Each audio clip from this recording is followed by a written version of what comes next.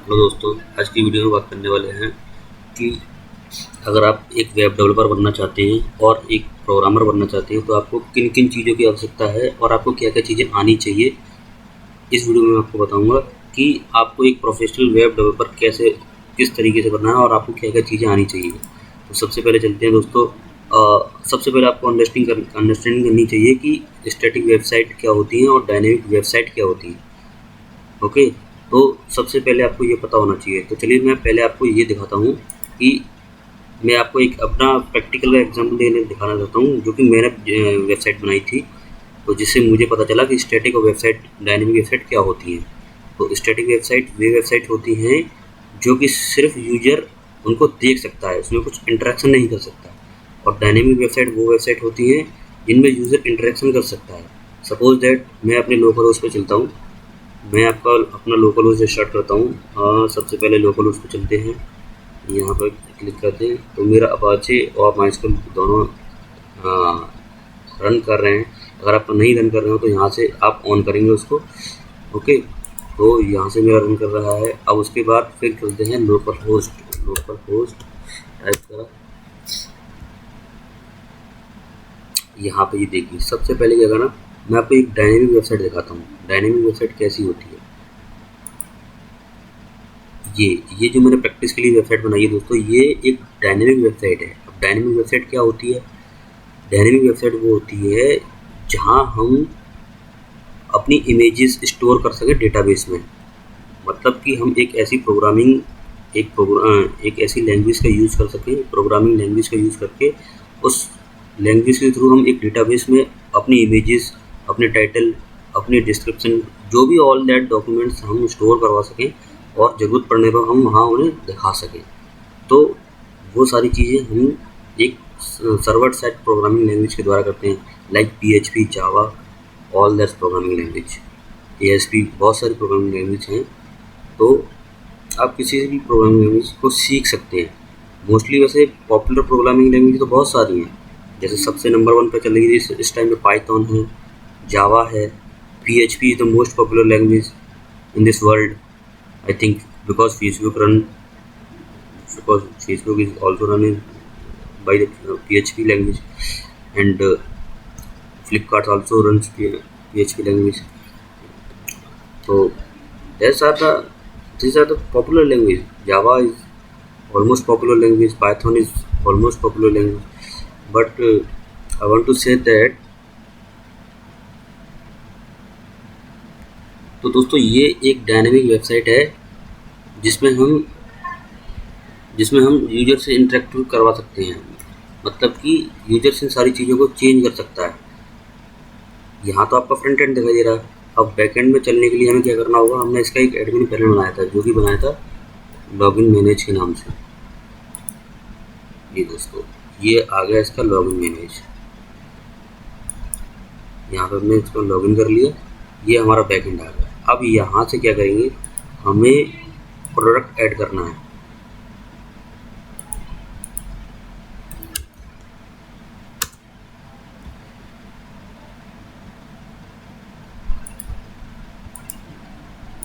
जैसे हमारी वेबसाइट ये थी, अब यहाँ पे जैसे हमें प्रोडक्ट वाले सेक्शन में जाना है, प्रोडक्ट ऐड करना है। ये ब्राइडल ज्वेलरी, ये टाइटल, ये इमेज, ये डिस्क्रिप्शन, ये सब कुछ ऐड करना है तो यहाँ से कर सकते हैं। यहाँ पर टाइटल देंगे, यहाँ प्राइस देंगे, यहाँ चूज इमेज करेंगे, कोई भी इमेज चूज़ कर लेंगे यहाँ से, और कोई भी इमेज चूज़ करके हम यहाँ पे सेलेक्ट कर लेंगे उस इमेज को और यहाँ पे उसका डिस्क्रिप्शन दे देंगे और सबमिट कर देंगे। यदि सबमिट करेंगे तो एक प्रोडक्ट हमारा यहाँ बढ़ जाएगा। तो ये हमारा हो जाएगा, ये यूजर्स को हम देंगे एडमिन पहले। तो ये होती है डायनेमिक वेबसाइट। तो दोस्तों ये तो होती है। अब मैं आपको बताता हूँ जो मैंने प्रैक्टिस करी थी सिंपल एक स्टैटिक वेबसाइट पे, वो वेबसाइट कौन सी है जो अभी भी लाइव है। मैंने एक कंपनी में इंटर्नशिप करी थी, वहाँ मैंने सीखते हुए दौरान मैंने एक वेबसाइट बनाई थी। सीखने के बाद वो वेबसाइट स्टैटिक वेबसाइट थी जो मैंने अपनी लोकल उस पर बनाई थी, वो है फाइनेंस कंपनी के नाम से। जी तो वेबसाइट, तो ये वेबसाइट मैंने बनाई थी अपनी इंटर्नशिप के दौरान। अब ये वेबसाइट, इस वेबसाइट में यूजर्स कुछ भी नहीं कर सकता, इसको बैकएंड नहीं मिलेगा, ये ओनली उसकी प्रेजेंस हो गई सर्वर पर। अब यहाँ पे ये सारे बटन्स काम कर रहे हैं, ये मेन्यू हो गया, ये लोगो हो गया, ये इमेजेस हो गई, ऑल दी थिंग्स आर, और ये सारी, ये और सर्विसेज का सेक्शन हो गया, कॉलर्स नाउ, ये यहाँ पर क्लिक करेगा तो वो कॉल लगेगा उसे, यहाँ क्लिक करेगा उसके नंबर पर तो उसे कॉल जाएगा। और दोस्तों एक बात और है, ये रेस्पॉन्सिव वेबसाइट है। रेस्पॉन्सिव इन द सेंस कि आजकल लोग ना मोबाइल पे इस्तेमाल करते हैं वेबसाइट्स, ज़्यादातर लोग, तो आजकल जो वेबसाइटें बनती हैं वो मोबाइल को देख के बनती हैं। मोबाइल से रेस्पॉन्सिवनेस ध्यान में रख के बनाई जाती है।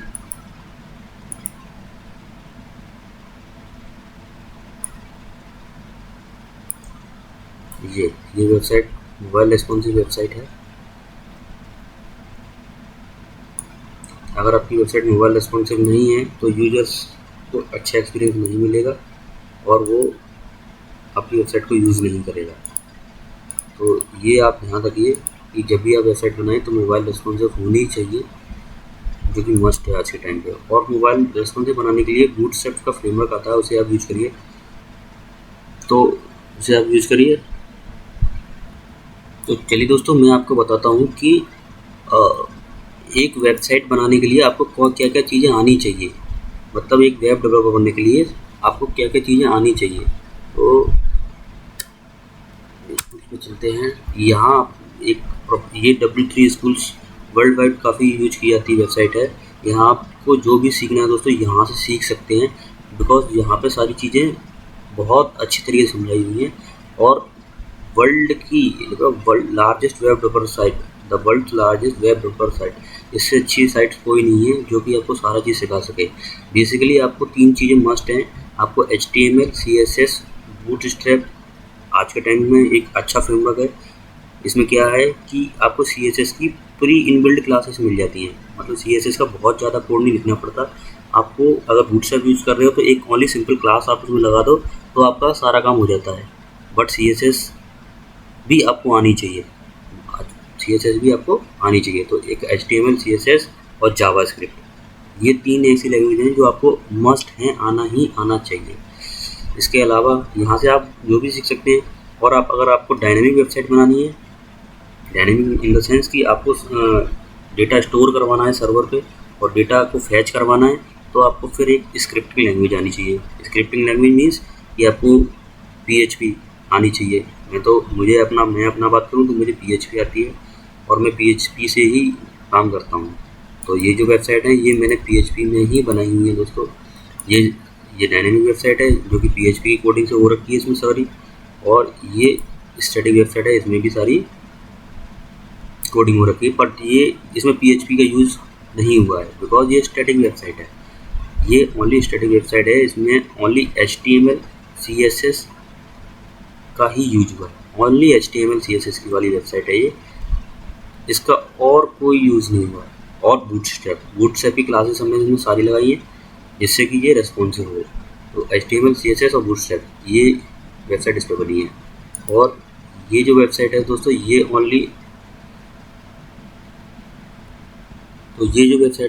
ये इस वेबसाइट में HTML, CSS, जावास्क्रिप्ट थोड़ी बहुत यूज हुई है। बाकी PHP में मैंने स्क्रिप्टिंग लैंग्वेज यूज़ करी है जो कि जिसको डायनेमिक कर सकें, इमेज डेटाबेस में स्टोर करवा सकें और डेटाबेस से इमेजेस को हम स्टोर करवा के यहाँ पे फैच करा सकें। अब मैं आपको लोकल होस्ट का दिखा देता हूँ कि डेटाबेस कैसे होता है।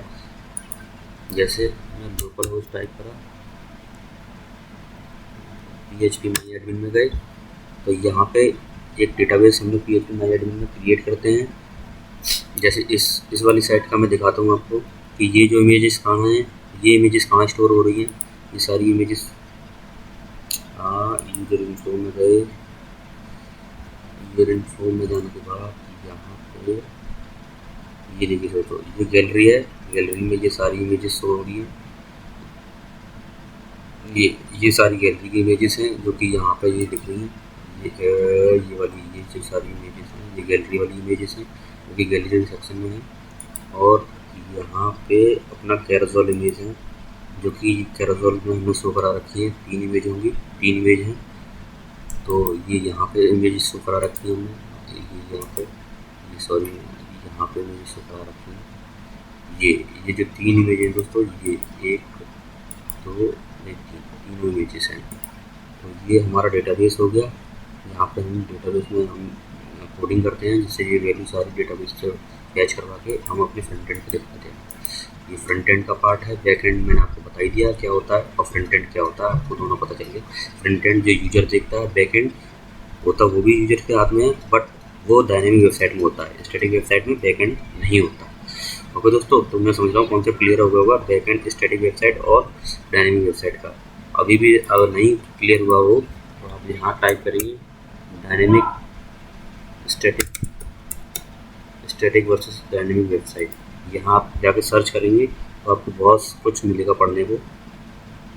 ये यहाँ आप कोई भी एक आर्टिकल पढ़ लीजिए, जैसे आप ये पढ़िए, there are basically 2 main type of website, static dynamic. Static site is that is usually written in HTML and code on page what is displayed on the user, and dynamic site is one that is written in server side scripting language such as PHP, ASP and JSP। मतलब कि आप dynamic website बनाने के लिए आपको एक server side scripting language आनी चाहिए, जो कि PHP, ASP या JSP, यानी कि एक पेज पे आप कोडिंग कर सकें और वो पेज आपको वहाँ